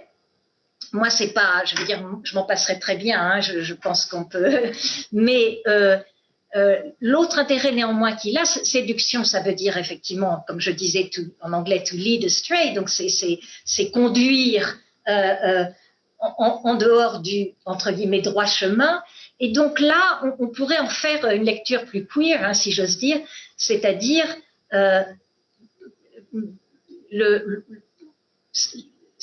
parce qu'au fond, c'est une façon de suggérer que, en matière de sexualité, il n'y a pas de droit chemin. Voilà, que la sexualité, c'est toujours, d'une certaine façon, empruntée. Et au fond, là, de ce point de vue-là, Freud, une fois de plus, a été un pionnier, puisque c'est lui qui, en faisant la théorie de la sexualité infantile, etc., dit que, bon, ben, que fondamentalement, la sexualité est perverse, entre guillemets. Hein, donc, il y a un rapport entre, y compris lexical, hein, enfin, en tout cas, entre séduction et perversion. Un rapport sémantique, en tout cas. Alors, je ne sais pas si j'ai répondu un peu à votre question. Si, je vois des choses qui se... Puisque vous aviez dit, ce qui m'intéresse, vous reparlez de Freud, vous pourriez nous dire pourquoi vous insistiez sur le fait que vous teniez à cette ancienne traduction ou première traduction? Oui. Écoutez, en fait, bon, donc, Freud a été traduit, là par exemple, c'est une traduction de 1936, donc il y a des textes de Freud qui ont été traduits très très rapidement. C'est le moment où ça s'est développé en France, enfin où la pensée freudienne, l'œuvre de Freud s'est faite connaître. Et puis ensuite, il y a eu, une énorme entreprise de retraduction. Elle a commencé, je crois, à la fin des années 70, dirigée par Jean Laplanche, mais c'était toute une équipe de traducteurs dont beaucoup étaient aussi psychanalystes, comme Jean Laplanche, qui est donc le co-auteur avec Pontalis, Jean-Baptiste Pontalis du vocabulaire de la psychanalyse, et ils ont entrepris donc, parce qu'ils considéraient les premières traductions comme désuètes, inadéquates, etc. Bon, je dirais c'est tout à fait normal, on passe son temps à retraduire et c'est bien, c'est nécessaire, les langues sont vivantes et la façon dont on les manie, mais il y a quand même une chose qui m'a gênée. Alors ça, puisque vous êtes germaniste, justement, c'est que... alors, il y a des choses très justes. Par exemple, Laplanche donne un exemple qui est important, y compris dans une perspective, par exemple, d'études de genre. À un moment, Freud, dans la conférence sur la féminité, dit, mais c'est pour s'inscrire en faux contre ça, nous avons l'habitude dès qu'on voit quelqu'un, de se dire, alors en allemand, c'est je ne sais plus quelle est la phrase allemande exacte, mais c'est d'identifier cette personne comme männlich ou weiblich, donc comme masculine ou féminine. Et la traductrice a traduit, nous avons l'habitude, dès que nous voyons, la première chose que nous faisons, c'est nous disons, ah c'est un homme, ah c'est une femme. Sauf que Laplanche a raison de le dire, c'est pas la même chose de dire masculin ou féminin ou de dire homme-femme. Voilà. Donc rien que pour ça, Laplanche a eu raison de dire il est temps de retraduire Freud. Le problème, néanmoins, c'est que, à mes yeux en tout cas, la traduction, enfin, beaucoup des retraductions de Freud, donc qui ont été faites dans les années, mettons 80, ont contribué à lacaniser Freud, c'est-à-dire que Freud est quelqu'un qui écrit une langue allemande tout à fait classique, une belle langue d'ailleurs, mais c'est facile à lire, il n'y a pas de... Or, et je vous donne un exemple, quand Freud parle de Wunsch ou de je ne sais plus quel autre mot, donc on traduit parfois par désir, bon, c'est un mot banal en allemand. Alors, dans la traduction française, ils ont traduit par désirance. Pourquoi avoir été inventé un néologisme là où Freud ne fait pas de néologisme? Et je dirais c'est d'autant plus, à mon avis, c'est une erreur, enfin c'est une erreur, c'est pas seulement une erreur linguistique, là il y a je pense un problème intellectuel, c'est que il faut justement repérer les néologismes de Freud là où il en a produit. Or, il en a produit des tas du côté justement du vocabulaire de la sexualité. C'est-à-dire que c'est Freud qui a donné au vocabulaire de la sexualité une extension sans précédent en parlant de sexual, sexuel, alors ensuite, évidemment, tout y est passé, bisexualité, ce qui existait déjà, etc. Mais bon, or du coup, voilà, je trouve que... et alors en plus, j'ajoute que évidemment c'est d'autant plus important que en allemand, comme vous le savez mieux que moi, or ça c'est une distinction qui disparaît complètement en français, dans la traduction française. En fait, il y a deux manières de traduire, je dirais, les questions de genre et de sexualité, du moins à l'époque de Freud. Et on voit bien ce que le déplacement épistémologique que tente de faire Freud, on le voit en allemand, mais on ne le voit plus en français, c'est qu'en allemand, vous avez le mot Geschlecht. Et Geschlecht, ça veut dire, bah oui, ça veut dire sexe peut-être, mais ça veut dire genre, ça veut dire famille, ça veut dire race, etc. Bon, or Freud passe, ça veut pas dire, en tout cas, ça veut pas dire. Freud souvent, par exemple, il parle de Zwiegeschlechtigkeit, la bigénéricité, sauf qu'en allemand, sauf qu'en français, pardon, ça se disait pas, et donc on traduit en français par bisexualité, et on ne voit pas la distinction que fait Freud entre la notion de Zwiegeschlechtigkeit, bigénéricité, et la notion qu'il emploie aussi de bisexualité. Donc voilà, ce que je veux dire par là, c'est que des néologismes, il y en a chez Freud, il touche justement principalement à ce qui a été le centre de son œuvre, c'est-à-dire la question de la sexualité, beaucoup plus que la question justement des genres ou de la différence des sexes, etc. Et donc là, je pense que de ce point de vue-là, il y a des choses qui sont un peu ratées. Alors, il y a récemment, il y a même eu une retraduction. Alors ça, c'est pas Laplanche et Pontalis, c'est quelqu'un que je ne connais pas, qui est peut-être lié d'ailleurs qui s'appelle Olivier Manoni, qui a proposé encore une traduction de la conférence de Freud sur la féminité. D'ailleurs, dans un volume qui par ailleurs est très bien, avec une excellente préface de Pascal Molinier, etc. Mais alors là, la traduction, c'est, enfin, je pense que c'est raté. Voilà, donc. Je le défendrai pas. Il traduit beaucoup, on va dire. Peut-être, c'est peut-être ça. Mais là, vous êtes germaniste, donc. Oui. Et traducteur, non. D'accord. Bon, non, mais bon, donc il y a place pour une 4e traduction, c'est ça. Voilà. Est-ce que peut-être dans l'assemblée, des gens souhaiteraient poser des questions? Oui, en parlant le plus fort possible. Je voulais savoir si vous auriez des exemples d'études qui ont été faites sur les relations de pouvoir et de domination dans des relations qui sortent du cadre hétérosexuel. Alors, c'est-à-dire que, ben, je suis sûre que là, si vous voulez, à l'esprit, ça me vient pas trop, mais si, alors, ça dépend, si vous voulez, il y a par exemple les études ethnographiques, mais enfin, je dirais, féministe queer, plus queer que féministe, de Gayle Rubin, qui est donc une grande figure de la pensée féministe états-unienne et qui est anthropologue et qui s'est beaucoup intéressée aux communautés, qui a fait une sorte d'ethnographie des communautés gays queer, non pas seulement queer, mais queer, leather. Mais là, si vous voulez, c'est pas exactement la même chose parce que c'est une façon d'étudier les sexualités sadomasochistes, etc., qui jouent des rapports de pouvoir, mais c'est pas dans le sens de ce que j'ai décrit ici. Sinon, j'imagine, si vous voulez, il y a plein de choses, mais c'est pas ça ne répond pas, je pense, à votre question.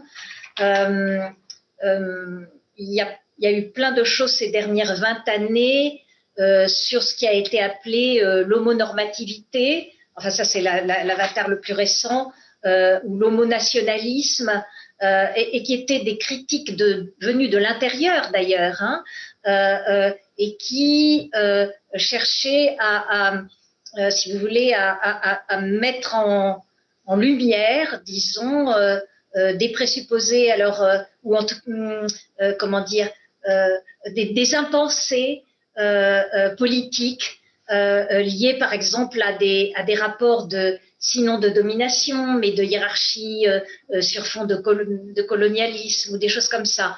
Mais je pense que c'est pas la question que vous me posez, n'est-ce pas? Là, vous.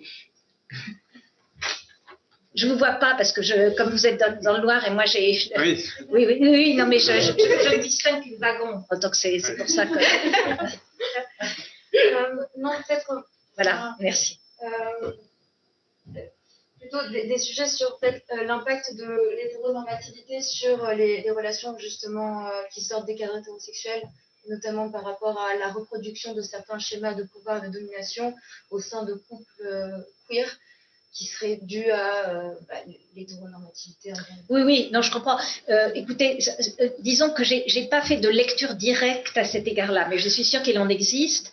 Il y a quelqu'un qui a la langue bien pendue à cet égard-là, qui est Jack Halberstam. Je ne sais pas si vous avez entendu parler de ce penseur, enfin qui autrefois était Judith Halberstam, donc un penseur trans très connu et qui est tout à fait, comment dire, dont j'imagine qu'il est tout à fait capable qui est un penseur de la sexualité, tout à fait capable de traiter de ce type de questions, mais je ne peux pas vous donner d'éléments bibliographiques directs à l'instant.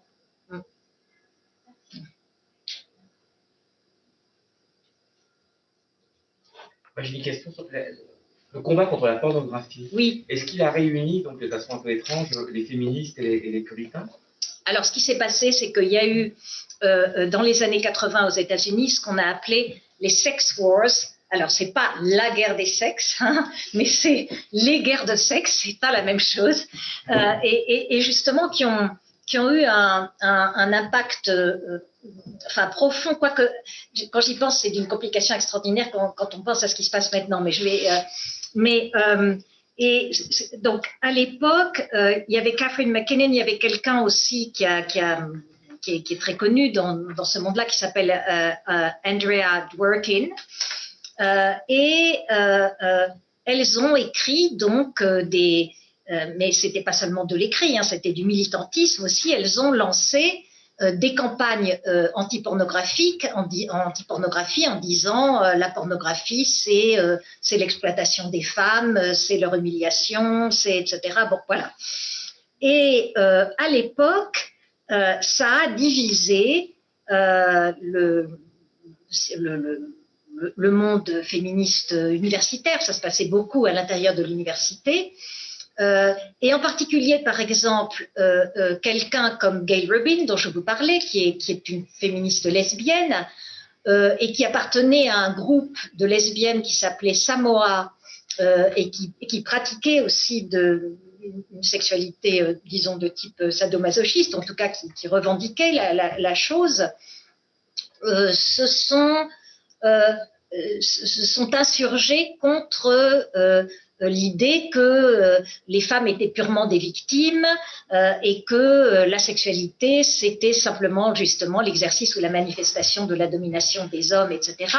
Je pense qu'elles ont pensé, sans doute d'ailleurs à raison, que c'était une vision aussi paradoxalement très hétérocentrée, hein, justement, de la sexualité. Et donc ça a divisé. Il y a eu un volume d'essais collectifs qui a paru à l'époque et qui s'appelait alors je me rappelle plus du sous-titre, mais le titre c'était Pleasures and Dangers, hein, les plaisirs et le danger. Donc si vous voulez, la mouvance McKinnon insistant sur le danger, hein, inhérent à la scène de la rencontre hétérosexuelle, et puis d'autres féministes, pas forcément d'ailleurs, pas seulement queer, hein, mais disons, bon, et il faut aussi pouvoir penser un désir féminin, une agentivité féminine, etc., et pas seulement penser donc la sexualité comme un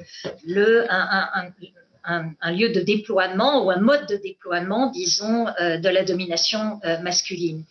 Et du coup, effectivement, on a reproché à McKinnon de donner une vision de la sexualité qui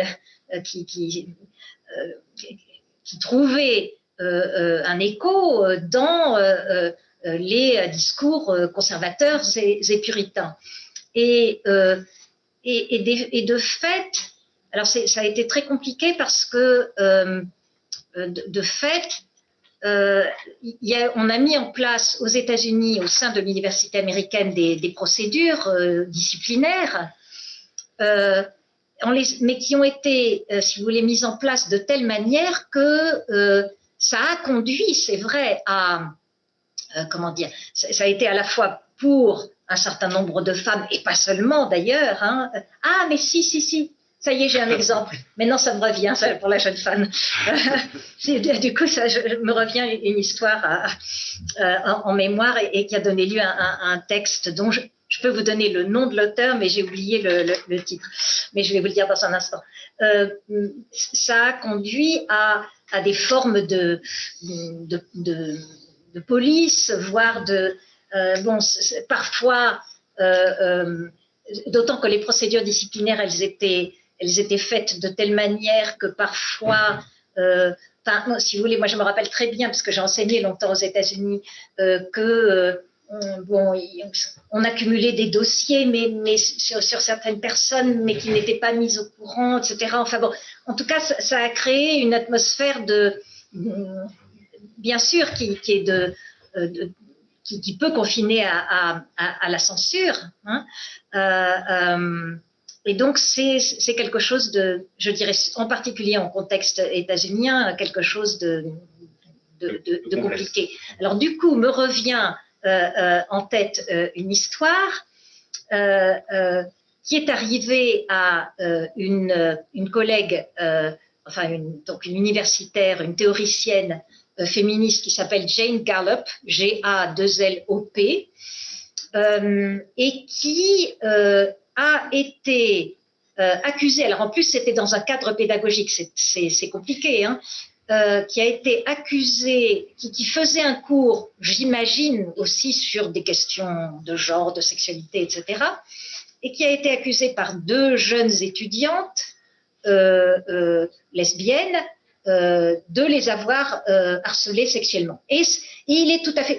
Jane Gallup est un personnage exubérant, etc. Bon, elles l'ont accusée de harcèlement, voire d'attouchement, etc. C'est allé assez loin. Il y a eu donc une sorte de procès, etc. Et Jane Gallup, à la suite, a écrit un texte là-dessus. Alors, c'est pas tout à fait, mais quand même, ça rejoint un peu, enfin, on s'approche un peu du terrain que vous évoquiez. Et donc, elle a tenté de faire une sorte de plaidoyer pour, si vous voulez, en faveur d'une sorte d'érotisation de la relation enseignant-enseigné, non pas sur le mode nécessairement, justement, non pas comme ce qu'on voit, ce qu'on raconte, ce qui s'est passé dans l'Église catholique, etc., mais pour dire que l'érotisation, ça fait partie du transfert qui fait marcher la salle de classe, quoi, voilà, en quelque sorte. Alors, les détails de la chose, je ne les connais pas, la vérité ultime de l'histoire, je ne la connais pas, mais simplement c'est pour dire que oui, ça a par exemple, je dirais qu'il y avait une certaine époque que j'ai moi-même connue d'ailleurs, pour tout vous dire, aux États-Unis, où, par exemple, à l'université, surtout, on voit souvent les étudiants, en particulier ce qu'on appelle les graduate students, les étudiants de deuxième et de troisième cycle, on travaille avec eux, etc. À une certaine époque, on organisait des groupes de lecture, y compris à l'extérieur de l'enceinte de l'université. Dans les petites villes universitaires, je ne parle pas de villes comme New York ou Chicago, etc., il y avait une sorte de vie commune, il y avait les gens mangeaient ensemble, on faisait des parties, etc. Bon, tout ça a totalement disparu parce que de part et d'autre, il y a maintenant justement une sorte de crainte que tout ça finisse justement en plainte pour harcèlement sexuel.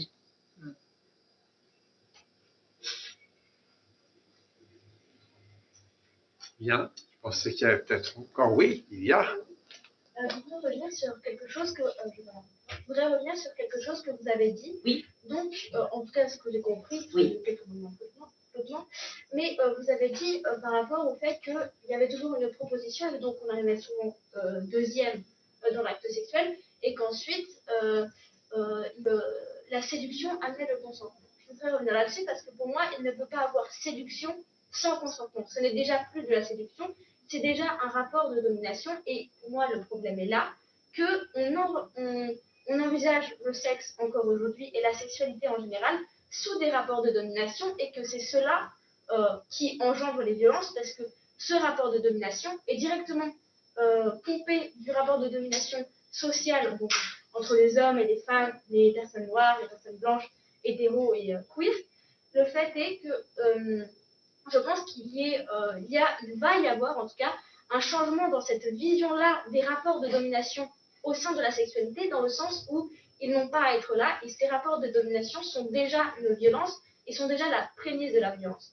Et donc, il ne peut pas avoir séduction que d'un seul parti s'il n'y a pas une séduction de l'autre, même si elle semble beaucoup plus passive, même si elle est... Ah, mais je suis totalement d'accord avec vous. Il me semble que c'est bien ce que j'ai dit. D'ailleurs, c'est pas moi qui ai dit. Mais je trouvais que la remarque. Non, mais je trouvais que la remarque de Frédéric était juste. C'est-à-dire que, en fait, c'était ce que Frédéric disait, c'est la personne qui consent, c'est pas celle qui a l'initiative. C'est-à-dire que si je consens, je réponds à voilà. Donc mais ce que je disais, c'est que bon, effectivement, il y a, je dirais, il y a un paramétrage, si vous voulez, de la scène classique de la séduction qui est entièrement prise dans la logique de la domination. Mais on peut, et fort heureusement d'ailleurs, imaginer une autre scène, bien sûr, et c'est celle dont je parlais quand je disais que dans les scènes d'amour ou de désir mutuel, enfin que ça soit, si vous voulez, éphémère ou durable, qu'importe, ça c'est vraiment pas la question. D'une certaine façon, ce vocabulaire est, si vous voulez, devient inadapté, hein, puisqu'à ce moment-là, il n'y a pas de préséance, il n'y a pas le sujet qui vient en premier, l'autre en deuxième, etc. Il n'y a pas, il y a bon, c'est pas la même scène. Mais je ne sais pas si je réponds à votre. Oui. Je n'ai pas fait de suivi, mais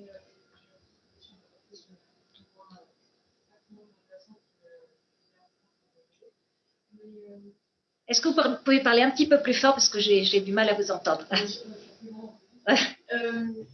C'était sur le MeToo, en fait. Oui. Sur le mouvement MeToo et sa création de 2007. 2008, oui. Est-ce que là aussi, il y avait déjà une idée de media to create the message? D'accord.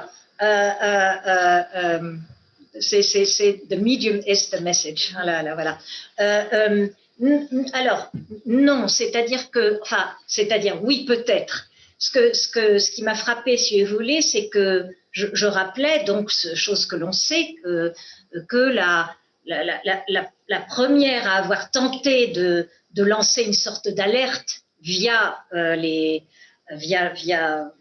réseaux sociaux, hein, si vous voulez, et avoir utilisé la phrase MeToo, c'était donc cette femme qui était d'ailleurs, cette africaine-américaine qui était une social worker, donc si vous voulez une sorte d'assistante sociale, et qui, je pense d'ailleurs, travaillait, enfin dont le métier c'était précisément d'avoir affaire avec les problèmes de femmes battues, etc. Enfin bon, et donc elle a été la première à lancer, si vous voulez, à être une espèce de lanceuse d'alerte, sauf que ça n'a pas eu d'écho planétaire.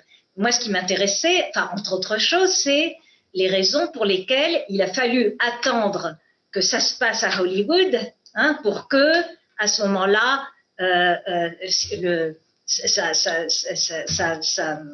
ça ait cette résonance donc mondiale, hein, que ça a eu depuis. Mais je ne sais pas si je réponds à votre question. Oui, non, mais c'est pas plus grave. Non, parce que c'est plus intéressant, c'est en effet que le mouvement avec Weinstein, en fait, c'est diffusé aussi rapidement par l'adéquation du message et du médium. Oui. Avant que le mouvement Oui, oui. Alors, c'est-à-dire que je pense que, bon, d'une part, parce qu'il y a, je dirais, il y a une force de frappe imaginaire qui est liée à la scène de Hollywood, que tout le monde, enfin, je veux dire, le monde entier sait ce que c'est que Hollywood, même, enfin, d'une certaine façon. Mais par ailleurs, alors à un autre niveau, ce qui m'a intéressé dans cette histoire, c'est effectivement aussi Twitter, hein, c'est-à-dire la forme du message, l'économie du message, sa nature, hein, c'est-à-dire que Twitter, c'est comme bon, c'est comme un SMS envoyé à voilà des centaines de milliers, enfin à personne, enfin à tout le monde et à personne, enfin bon. Et donc ce message n'aurait pu avoir ni sa force, ni la force, ni la forme justement qu'il a prise sans Twitter, à mon avis. Et donc c'est dans ce sens-là qu'effectivement je reprends ici la phrase de McLuhan, le médium et le message, hein, c'est-à-dire que je crois que là il y a vraiment quelque chose, en effet, il faut, pour comprendre cette scène dans toutes ses facettes, il faut tenir compte, à mon avis, justement, de cette donnée technologico-médiatique. Pourquoi est-ce que vous avez peut-être des éléments de réponse sur pourquoi en France on a repris le hashtag du ne stop pas versus au Canada où c'était moi aussi. Oui. Oui. Alors, écoutez, c'est une bonne question. C'est une très bonne question même à laquelle je vous avoue avoir d'autant moins réfléchi que comme c'était un texte que j'avais écrit à l'origine en anglais, au fond, mais c'est quand même très frappant parce que c'est pas du. Alors, d'ailleurs, il faudrait. Je suppose que vous êtes dans l'ensemble des littéraires, n'est-ce pas, hein, parce que c'est vrai qu'il y a vraiment une analyse de discours à faire et une analyse grammaticale.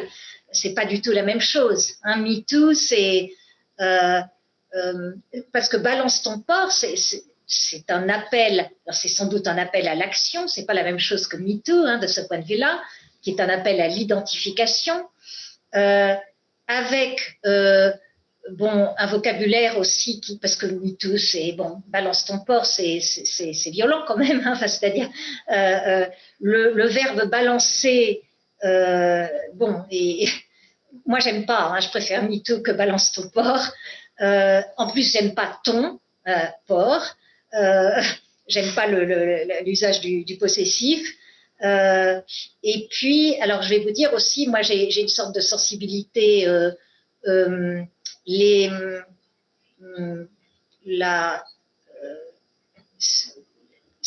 L'espèce d'animalisation, enfin d'inversion comme ça, je comprends, mais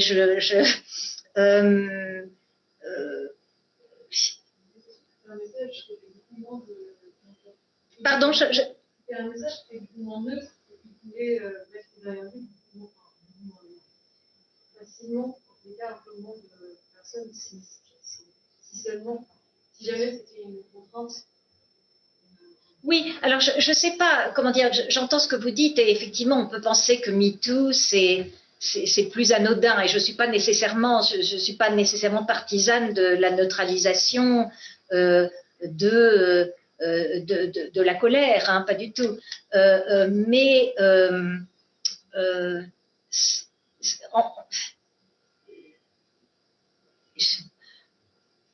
en tout cas, c'est et peut-être aussi qu'il n'y aurait pas pu y avoir balance ton porc s'il n'y avait pas déjà eu MeToo, puisque au fond, c'est effectivement les termes de la scène étaient déjà, le procès avait déjà commencé, si vous voulez, et c'est ce qui a permis ensuite à ce hashtag d'inviter donc à la fois à l'exposition publique, à la mise en cause. Je crois aussi, je dirais que MeToo, c'était aussi, si vous voulez, je disais, j'ai commencé par le fait que, par raconter, enfin, ce que par m'interroger justement sur le silence des femmes à cet égard-là, mais un silence qui n'était pas seulement le silence de qui garde la chose pour soi, mais qui était vraiment alors le silence qui les conduisait en analyse, c'est-à-dire le refoulement de bon. Et donc, je crois que il fallait d'abord qu'il y ait une sorte de MeToo, c'est-à-dire que c'est pas seulement c'est une façon dire moi aussi. Il fallait d'abord que les femmes se disent ah ben moi aussi, c'est-à-dire que quelque chose fasse que le couvercle saute et qu'elles se disent mais moi aussi j'ai connu l'agression sexuelle, l'attouchement, etc. Bon. Balance ton porc, d'une certaine façon, c'est l'étape d'après, si on peut dire. Même si on pourrait la formuler autrement, peut-être. Bien, écoutez, je pense que les questions nombreuses qu'on a eues prouvent l'intérêt du sujet, l'intérêt suscité ou que vous avez. Et c'est un encouragement pour recommencer, je trouve, des manifestations du même type.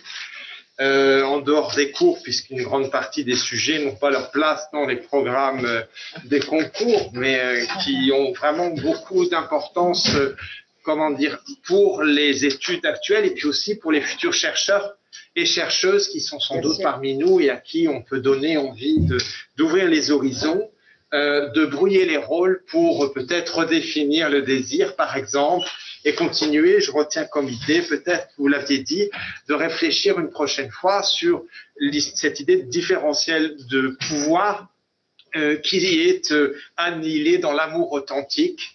Et c'est sur ce message que j'aimerais conclure en vous souhaitant une bonne soirée et puis en espérant vous revoir une prochaine fois. J'aimerais qu'on remercie Frédéric et Maxime d'avoir organisé cette conférence. Merci beaucoup. Merci à vous.